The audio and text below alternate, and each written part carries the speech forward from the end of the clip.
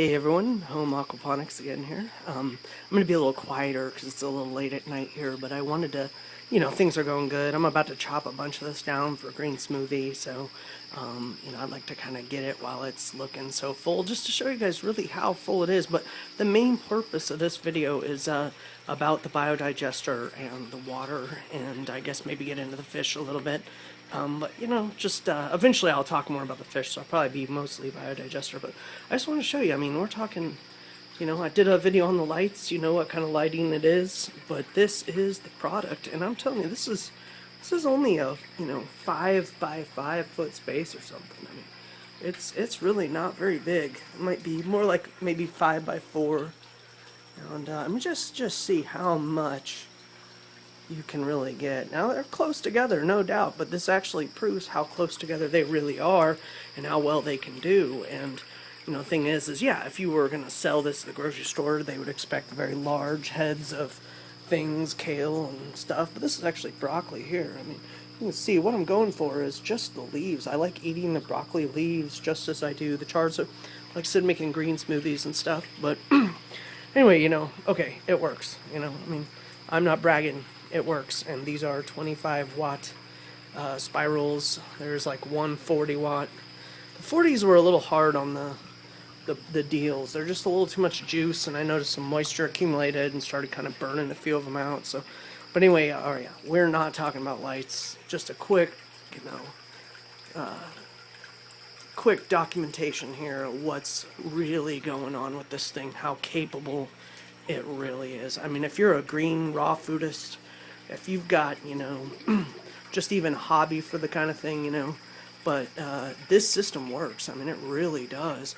And, it's the cram it method, and there's some downfalls to that, Anyway, so this is what I'm talking about here. It looks like I do need to put some water in it. So basically, real quick, obviously, the water starts there. And originally I thought it could be real flat, but boy, the time that water picks up and the roots get in there, you actually do have to have it raised a little bit. I would not call this a vertical garden. I really wouldn't. If it were up more and if I was outside, I would probably have this more vertical, and then you could fit several more together and stuff like that, but I still wouldn't call this a vertical garden. Technically it is, because it's got a vertical kind of very slight, basically, depth, so the water can, use gravity to get all the way to the end. So here I keep it's kind of convenient little fish net, kind of keeps all the snails and things out of the fish.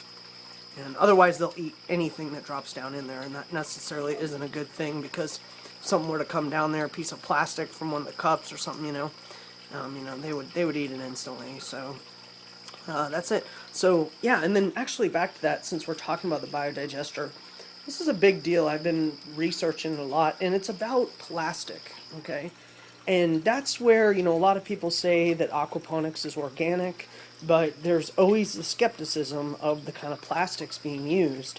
And so, there's just a lot of talk on whether or not, certain polyvinyls and things are getting exposed. But what I found is it's only if the water is warm. That's where you're going to start getting some of that leaching, is if you get up into kind of a, bath temperature or something like that, you really will, And so I guess, outside, if you were running the system in hot sun, you would want to have some kind of shade cover or something, some kind of roof structure to keep it from really getting extremely hot. So I would assume that some PVC might start doing that. But then the reality is, if you look at what's in our soil, and even organic soil with these farms and stuff that claim they're organic and whatnot, you don't know what's in that soil really. It just means that they're using a natural method for growing. And yes, most of their products really are probably manure based, and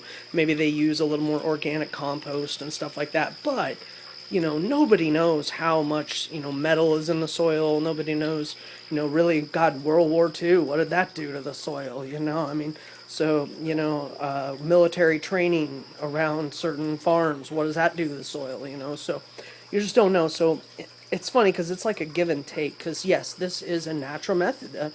I feed them natural minerals, and I feed them I guess kind of not the highest quality of food, but you know, I don't feed too much, and I don't let that food saturate the water or anything like that. I feed them just enough to keep them alive and keep them producing, because it is a misconception that it's, you know, it's a misconception that it's their poop.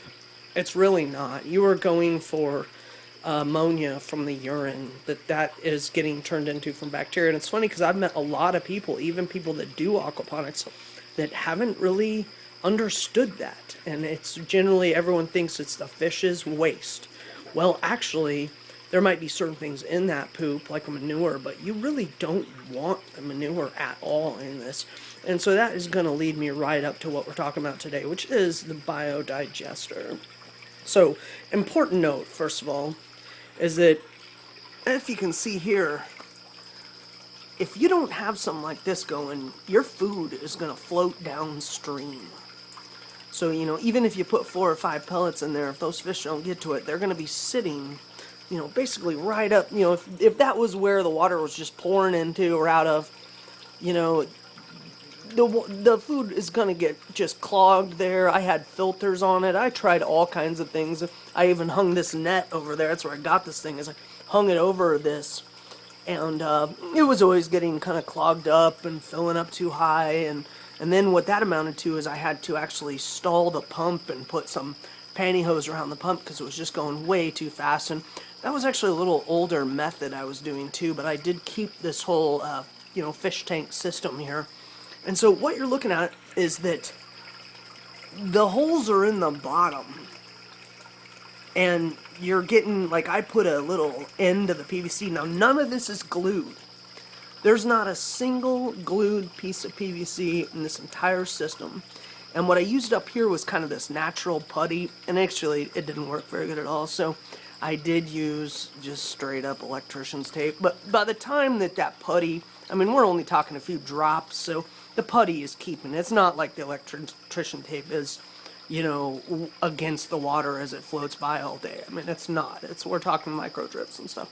So anyway, no glue. This was just basically pieced together. It's a tight fitting deal.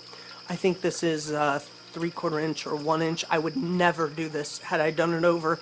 I ordered these stupid rings, the Uniseals or whatever, and I just ordered the wrong size, and I kind of wasn't really thinking about how much you needed flow space. And so real quick, the thing is for water coming in, you want double the flow space out. And that is the greatest thing you could ever do for yourself. So reality is, these pipes are more like water in pipes.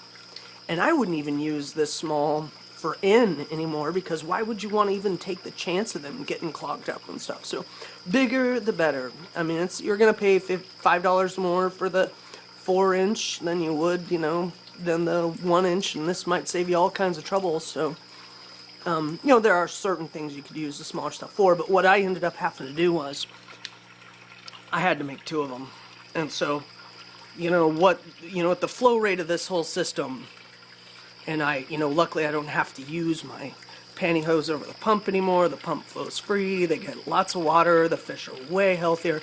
So in this case, because of that double the in, I doubled those. So, you know, you got 2 of them. But yeah, so what it is by having the holes at the bottom, the fish food can't float down into them. So, and a lot of other waste too. I mean, believe it or not, but here's the best part, is the fish waste. And a lot of that stuff, scales, all kinds of stuff like that you want out of it, it will actually pull those out of the bottom and get them out of there. So it's really great because it keeps the food from going in, and then it also pulls the more wasteful side of the fish out, so the tank is much cleaner. As you can see, this is a very, very clean tank. You're looking at a little algae on the sides, but you know, no big deal. I have never cleaned the algae. I mean, I'm sure if it was outside, but oh, and then since we're talking about it, that's another thing is, even though these are clear, you might have all kinds of people saying that the clear grows algae, and it really does if you got too much light, or especially outside. But here's another thing, is the clear is the safest form of plastic because it doesn't have the artificial colors into it. And so, you know, especially Rubbermaid, some of those things where you get that real soft apparently that is the dangerous plastic, is the plastic that has had the softeners in it, and the softeners actually leach. I did a lot of research on this, and so these are just sterilite. I mean, just, I think that's how you say it, sterilite. And the only problem with it is that it's kind of rigid, so it's easy to crack when you're drilling. But actually, I've really had no problem with it at all. You want to run your drill backwards so it actually melts the plastic. And so anyway, the thing is that it's clean. There's nothing in it. It's just the plastic versus, you know, you get that blue Rubbermaid tub and it's soft and bendable. I mean, I'm telling you, I've seen a lot of growers try and use whatever, even the gray ones. You know, you'll see they're sterilite, but they're like a gray color. And so anyway, I'm gonna stop talking about that. But yeah, basically, you know, plastic's not the best, PVC is not the best, but it's actually a very clean system at the same time. And I can change the water, and that means the water gets completely out and cleared. You know, a lot of stuff breaks down just because of the way this thing is. You know, I mean, so in my opinion, if the water was that bad, these fish would not be alive. So, and you know, I'm going to do another video on tea tree oil. Actually, I'll go ahead and tell you, tea tree oil, greatest thing in the world for fin rot, but we'll get into that later. I got a whole lot about that. So anyway, here we go. Biodigester. God, that took a long time. You see about 5 or 6 air hoses, maybe a little more. I just kind of went all out the air hoses. Normally this is about 6 inches tall or more deep with water. And this one is actually overflowing. I need to maybe go ahead and do an unplug here. Let's see. I could do that